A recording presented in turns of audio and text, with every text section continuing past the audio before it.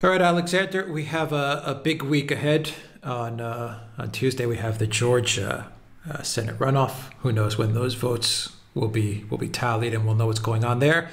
But on Wednesday, we have the Congress session where they're going to look at the electoral certification, and Mike Pence will do something. It's still very fuzzy and unclear what exactly Mike Pence is going to do as Mike Pence the person, and what he's entitled to do under the Constitution. So there's the one case what Mike Pence the man is thinking of doing, but then there's the other case as to what the Constitution actually says is his power, what he has in his power to do. We do know that we have anywhere of around 140 House Republicans who will contest the vote. They'll contest the electors, and that will lead to multiple delays. And we know that we have at least one senator, that's Josh Hawley, in the Senate. We have Rand Paul, who's danced around it a little bit, but he hasn't come out with a statement yet. So there's a lot of gray area still before us as we head to Wednesday. But I think the big question that everyone is asking, at least what I'm asking, but not everyone, what I'm asking is what does the Constitution say about all this? Because there's a lot of people talking about the Electoral Count Act of 1877. And how that says that the House will then vote, but is it the House as representatives? Or is it like what Louie Gohmert's lawsuit is saying, but has got tossed out, by the way, by a Texas judge who was appointed by Trump? But is the truth in that lawsuit where you're talking about the House as delegates, which would mean that each state has one vote and then the Republicans tip it? I mean, there's a lot of stuff going on and there's a lot of gray area. So what do you think of everything that's happening here? I think this is a huge grey area altogether. I've been spending some time going through the 12th Amendment and going through the various articles about this. Obviously, I am not a constitutional lawyer myself, and he's not a US constitutional lawyer. So for me to give any definitive or authoritative opinion about this would be very difficult. But I'm going to make a few simple observations, which is that the Vice President presides over this decision, over the vote. I would have thought, since he is the presiding officer, he has discretion to decide which votes are counted and which are not. That's what I would have thought. So let us say that there is challenges to the certification of certain electors. Seems possible. Seems very likely now, actually. And there are alternative sets of electors being put forward. I would have thought it's up to the Vice President to decide. Bear in mind that this is before the House itself votes. And then after that, if the House isn't happy, I would have thought it reverts to them and they make a decision. And I don't think it does work on the delegation basis. This is my own personal view. I know many people will take issue with that. But again, since it's the House of Representatives, I would have thought that it votes upon these sort of things as a body. So I am making, shall we say, stating opinions here. I am sure there are lots of people who will take issue with all the things I've just said, but we are looking at a very extraordinary situation. We will see what Vice President Pence does. My own personal view is that he will try to steer away from controversy, but we will see what he does. We will see how many challenges are made, and I think that is the important thing. The fact that there are going to be lots of challenges, 140 Republican representatives apparently prepared to stand up and make, and say that they're unhappy. That, for me, is very big news, and it shows that there is a battle underway within the Republican Party for the soul, if you like, of the Republican Party, between its grassroots supporters, who are obviously strong in the House of Representatives and who are who back Donald Trump and see him as their political leader, and the Republican leadership in Congress, the traditional Republican leadership in Congress, people like Mitch McConnell, people like the former Speaker Paul Ryan, who's no longer there anymore but still has influence apparently. So that's one side of the battle that we shouldn't overlook, that, you know, whatever happens going forward, there is now a fight for the soul of the Republican Party. But the actual procedures are unclear to me. There are different views about them. I think that Pence is not the kind of person who's going to take radical and unusual steps. But for what it's worth, I think he has the discretion to do so as vice president if he chooses. Right. Yeah. Okay. So whatever Pence does, he's going to do. But at the end of the day, you have to look at that critical question. Is it the House voting according to the representation or the delegation? On the flip side, you mentioned the fight for the soul of the Republican Party. Even if, and I say this, I'm trying to be objective here. You know, I want Trump to win. Everyone watches this channel, and they know that I want Trump to win, fine. But even if the House votes on delegation, so say they vote and the Republicans have an advantage there, and okay, it passes and it goes to the Senate. So Trump is good there. I'm just playing, you know, a scenario out. Even in the Senate, what worries me is you have just Josh Hawley. Okay, so then the Senate votes. It's not a guarantee, given that you have Mitch McConnell there and you have people like Mitt Romney and all these rhinos, that Trump can even hold a majority in the Senate. Well, that's entirely true. I mean, can I just say, if we get into that situation, we will have a political battle, the like of which we have never seen in the United States. People make comparisons with the election of 1876. I think this would be even bigger than that, actually, and unprecedented in our lifetimes. But let's assume that that's what happens. Let's assume that Pence, who, as I said, I think has wide discretion in this field, and decides to proceed in the way that you said, and proceed on the basis of delegation. I mean, I think you can argue that it's his right to do that. Let's assume that it goes to the Senate. We will have Mitch McConnell there. We will have battles. We will have a huge outcry in the country. We have senators like Romney, who are, shall we say, Republicans, but not sympathetic to Trump. We have people like Collins, who are not sympathetic to Trump. And I think there will be enormous pressure on senators at that point to go along with what they are told is the majority vote in the country. So I agree. I don't think it's guaranteed at all, if we get into that situation, that the Senate would vote for Trump. All the more so, and especially given that the Republican leader in the Senate, who is McConnell, has congratulated Biden on his victory, and accordingly, presumably at this stage, will be pushing for Senate Republicans to vote for Biden.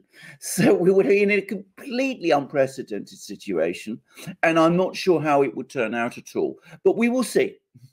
Well, we know that McConnell is pushing the senators to not object to anything. I mean, we know he's all but admitted it, and we also know that he's working with Pelosi to, at least rumor has it that he is working with Pelosi in order to change the rules so that any objections that do come into place, they just get brushed aside. So there's no doubt in my mind that McConnell just wants this thing over and done with, and he doesn't want to see Trump anywhere near the White House, maybe even to a greater degree than Pelosi does. Absolutely correct. I think that's entirely correct. I think that the Republican leadership, as we said, discussed many times in our programs, I'm talking about the Republican leadership in the Senate, have never been enthusiastic about Donald Trump. That's putting it mildly. I think many of them are frankly outright hostile to Donald Trump. I think Romney expresses views and feelings about Trump that many Republican leaders quietly and privately share. I think McConnell being one of them. I think he does not want to see a huge row on Wednesday.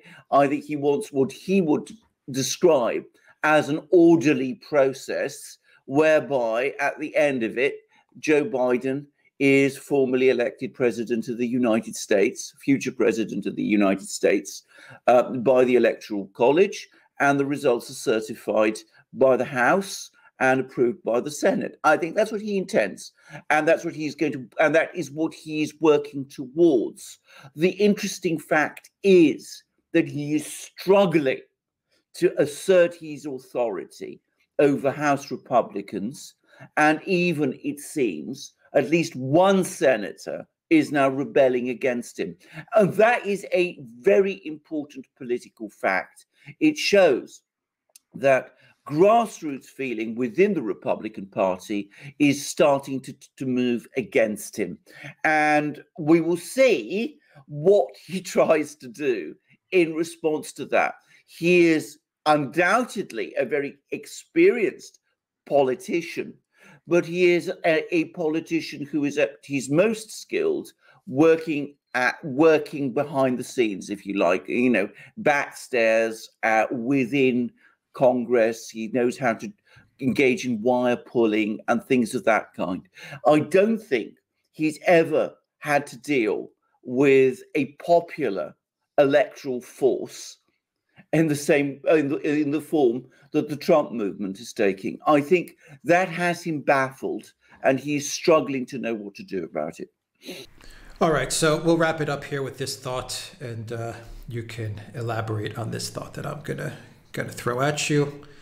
We've for many years we've been doing these videos, and I guess we've been operating under the premise that Trump's enemies, the people that he's fighting against, are the Nancy Pelosi's and the Schumers and the Democrats throughout all of Russiagate and Ukrainegate. These were the people that were going after Trump. I think the masks have completely come off now, and we have a very clear understanding the battle that is taking place. Over these last 4 years, Trump has been fighting with McConnell and these establishment Republicans, as well as the Democrats, but these establishment Republicans.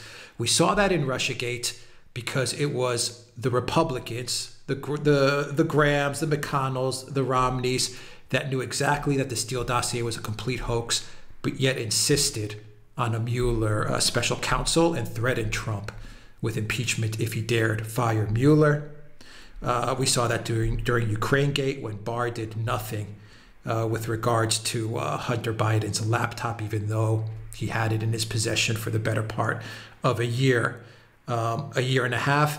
And throughout this whole saga, we've said many times that if it wasn't for the House Republicans, the people that are closest, the representatives that are closest to the people of the United States, to the patriots of the United States, people like Nunes and Matt Gaetz and Jim Jordan, all these guys, if it wasn't for them, then Russiagate might have turned out very differently. Ukrainegate might have turned out very differently. So I think now, coming to January 6th, we understand who the real enemy of the MAGA movement, or the America First movement, truly was. It wasn't, we were taught to look there. Look at Pelosi, look at Schumer, look at the Democrats, look at the identity politics, look at the craziness from them over there. But in the shadows, it was these McConnell rhinos that were really the people looking to do away with this America First MAGA movement. Absolutely. Can I just say, I mean, there's that famous thing, keep your enemies close and hold your friends even closer. because, of course, some of them are not really your friends. And so it turns out. And, of course, there were early indications of this. I mean, looking back, one of the early indications that Donald Trump did not have full control or full support in Congress from the Republican leadership was not just Russiagate, it was the failure to repeal Obamacare. If you remember all that, there was a battle right at the beginning of Trump's presidency in which he was trying to repeal Obamacare, and various parts of the Republican Party went their own ways. And it was very obvious to me at the time that the senatorial leadership, the Senate leadership, and that was a time when the Republicans had majorities in both houses of Congress, that the Senate leadership was not really working with Trump to get Obamacare repealed. So that was, a clear sign that there were already issues and dividing lines at that point. But on Russiagate, let's remember this. At the time when the Republicans had control of both houses of Congress, both the Senate and the House, the Senate committees were getting information from people like Sean Henry, the president of CrowdStrike, and they were getting information about the Steele dossier, which demonstrated conclusively that there were, let's put it like this, clear indications that the whole Russiagate thing was simply nonsense. CrowdStrike were not able to determine that they had not conclusively determined that there'd been a hack of the DNC computers. They'd not conclusively determined that the Russians were responsible for that hack, even if that hack had happened. And of course, fairly early on, the Republicans in the Senate discovered that the whole Steele dossier was a load of nonsense and had been completely discredited. Now, at that time, the Republicans had control of both the Senate and the House. If they'd really been concerned to end the Russiagate investigation, the Mueller investigation, they could have asked, why is this investigation continuing? And they could have called Mueller to give evidence. They could have called him to testify to Congress and explain publicly to Congress what his findings were and why he was proceeding with his investigation, given that already the key facts that there was no collusion between the Trump campaign and Russia were already known. Yet they didn't do that. They went on saying that Trump should continue, accept the fact that this investigation was carrying on, that Mueller should be given all the time he needed to carry on. It went all the way up to and beyond, if you remember, the midterm elections in 2018, when the Republicans suffered losses in the House of Representatives, which they might not have suffered if the Mueller investigation had been closed down in 2017, as it should have been. But, they persisted. They allowed Mueller to continue. And clearly they did that. The only explanation why they did that is because they realized that it was weakening and undermining the president, the Republican president, who was Donald Trump. So it's quite clear that there has always been this tension within the Republican Party. Some Republicans, senior Republicans, clearly had not got over the way in which Trump won the nomination, the Republican nomination in 2015, pushing aside establishment Republicans like Jeb Bush and Marco Rubio and Ted Cruz and all those. And they didn't like Trump. They didn't like his ideas about foreign policy. They felt that he was an outsider, and they were looking for ways, firstly, to box him in, and then to get rid of him. And that's still the case now. When they've spoken sympathetically about Trump, they've spoken through clenched teeth and their major media outlets, National Review, Washington Examiner, and the rest, have now become outspokenly critical of Trump in all sorts of ways. As did Fox News.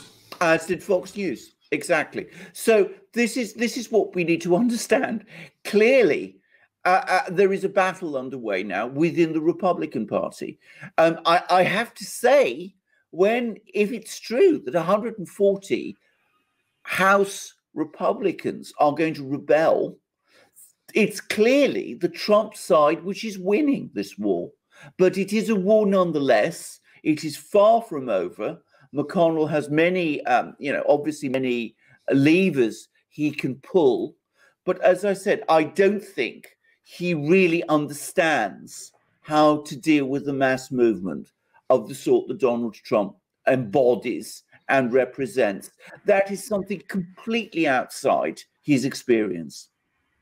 Yeah. All right. We'll leave it there. It really is the manifestation of the people against the elite and the globalists. It really is. Absolutely. I mean, we're seeing it right there. Absolutely, at so many levels. I mean, not just in the way that you said, with Donald Trump versus the Democrats and the Democratic Party establishment and the DNC. It's also Donald Trump and the movement that he embodies versus the Republican leadership too. So it is both major parties. We've discussed this before. It is absolutely obvious to me, has been for a long time, that Mitch McConnell prefers Joe Biden as president than Donald Trump. Biden, after all, was a senator for many years. The Senate Republican Party knows him. They know him well. I suspect many of them feel very close to him. They feel politically close to his ideas, and they recognize him as a political creature like themselves. Donald Trump is an outsider, and they are not happy to be confronted by this disruptive and uncontrolled outsider. All right. We'll leave it there. We have a big week of news ahead. All right. Yeah. All right, Alexander Rickers, thank you very much. Guys, click on that like button. Click on that like button. And if you like this video, you can also click on that subscribe button. Look for us on BitChute, on Odyssey, and on Rumble. We are on Rumble as well. And also look for Alexander's channel, which has been launched. It is in the description box down below. You'll find a link to that channel as well. You'll also find a link to my channel as well. So look for those links, subscribe, and what else? And the Duran shop, PayPal, Patreon, Subscribe Star, Bitcoin, and the Duran shop. Always helps out. Always helps us out. Absolutely, and our wonderful magic mugs. This is my magic mug with the flag of Greece. We've got flags on many of our items. You can see it. You can see this one with the flag of Australia, and on this amazing Duran T-shirt. And we have our hats with this one with the Union Jack, and we have sweatshirts, and we have hoodies. And can I just say, the quality of our products is outstandingly high, and we get rapturous reviews from those of our viewers who buy these things. And of course, you support us by coming to our shop. You support us also by finding us on our other platforms. And as Alex said, you can support us too by finding us on Patreon, Subscribe Star, and PayPal. And please remember also, we have a Discord server where you can join us too. So please support the Duran, buy these great things in our shop, which you will be really pleased with. And at the same time, please join us for our next broadcast. And on the other channels, as we said, and on our other is also launched. We're putting out, guys, we're putting out a lot of content now, a lot of content. So we're working hard to get the news out in 2021. Very much so. And as I said, both our channels, we've got more content coming there all the time. All right. Take care, everybody.